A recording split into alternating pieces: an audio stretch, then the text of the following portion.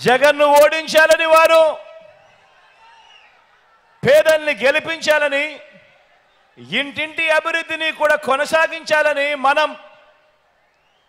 చేయబోతా ఉన్న ఈ యుద్ధంలో మరో చారిత్రక విజయాన్ని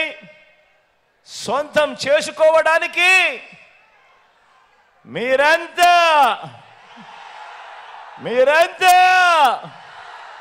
సిద్ధమేనా అని అడుగుతా ఉన్నాను.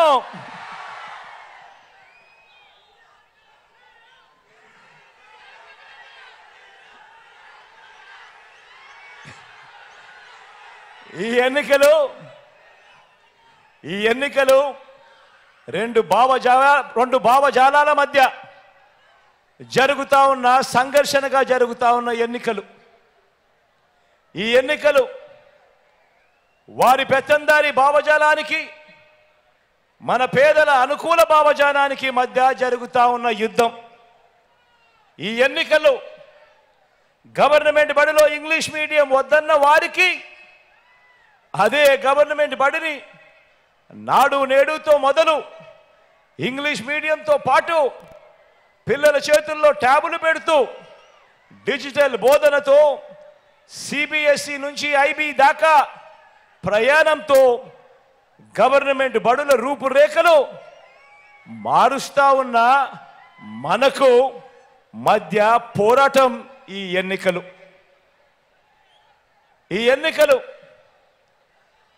పేదలకు ఇళ్ల పట్టాలే ఇవ్వడానికి వీల్లేదని, ఒకవేళ పేదలకు ఇళ్ల పట్టాలు ఇస్తే కులాల మధ్య సమతుల్యం దెబ్బతింటుందని నిస్సిగ్గుగా కోర్టుల్లో వాదించిన వారికి ఏకంగా నా అక్క చెల్లెమ్మల పేరిట 31 లక్షల ఇళ్ల పట్టాలు ఆ అక్క చెల్లెమ్మలకు, ఆ పేదలకు ఇచ్చిన మనకు మధ్య ఈ యుద్ధం జరుగుతూ ఉంది. ఈ ఎన్నికలు నామినేటెడ్ పోస్టుల్లో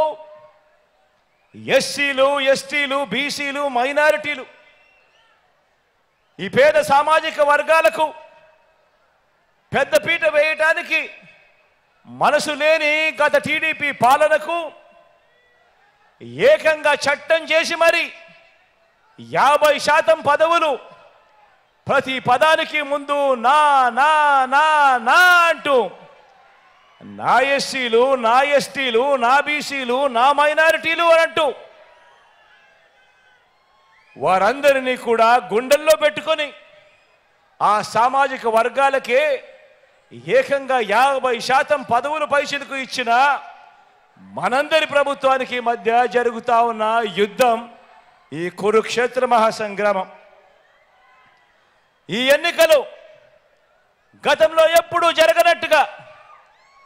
గతంలో ఎప్పుడూ చూడనట్టుగా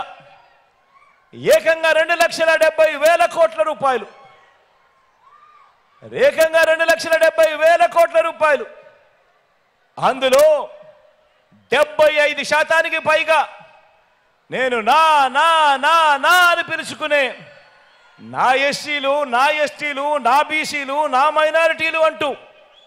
ఆ సామాజిక వర్గాలకే డీబీటీగా, అంటే నేరుగా మీ బిడ్డ బటన్ నొక్కడం, నేరుగా నా అక్క చెల్లెమ్మల కుటుంబాల ఖాతాల్లోకి డబ్బులు వెళ్ళిపోవడం, ఎక్కడా కూడా లంచాలు లేకుండా, ఎక్కడా కూడా వివక్ష లేకుండా అందించిన మనందరి ప్రభుత్వానికి మధ్య జరుగుతా ఉన్న యుద్ధం ఈ కురుక్షేత్ర మహాసంగ్రామం. ఈ ఎన్నికలు అది పెన్షన్ అయినా కూడా, అది రేషన్ అయినా కూడా, కాస్ట్ సర్టిఫికెట్ అయినా కూడా, బర్త్ సర్టిఫికెట్ అయినా కూడా, లేదా ఎరువులైనా కూడా, ఇలా ఏ స్కీమ్ అయినా కూడా, ఏ ప్రభుత్వ పథకమైనా కూడా, ఏ పౌర సేవ అయినా కూడా క్యూలల్లో నిలబడి వివక్షకు లోనై లంచాలు సమర్పించుకుంటేనే పేదలకు అవి అందుతాయని వారి అహంకార భావజాలానికి ఆ సేవలన్నీ కూడా పేదవాడికి నేరుగా ఇంటి వద్దకే వచ్చి తలుపు తట్టి చిరునవ్వుతో గుడ్ మార్నింగ్ చెప్పి డోర్ డెలివరీ చేసి వారి ఆత్మగౌరవానికి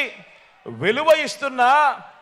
మనందరి ప్రభుత్వానికి మధ్య జరుగుతా ఉన్న యుద్ధం ఈ కురుక్షేత్ర మహాసంగ్రామం.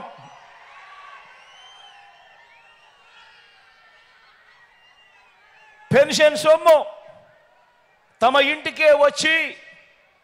ఆ అవ్వ తాతల పెన్షన్లు